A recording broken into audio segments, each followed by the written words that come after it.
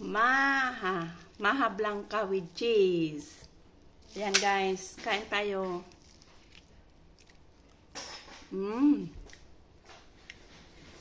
Yummy. Yummy, yummy. Tapos guys, ito na lang natira sa biko. Pero mas masarap ang biko. Dahil hindi siya masyadong matamis. Ito na lang guys ang natira ayam. Ang isang ganito ay 24.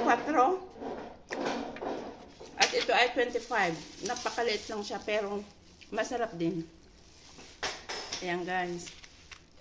Let's eat. Ang daming cheese guys oh.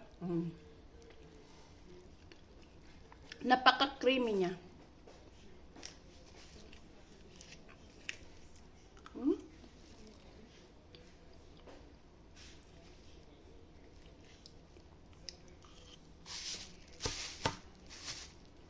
Ang tamis. Ang tamis. Mas gusto ko ang biko guys kasi hindi siya masyadong matamis at saka maligat.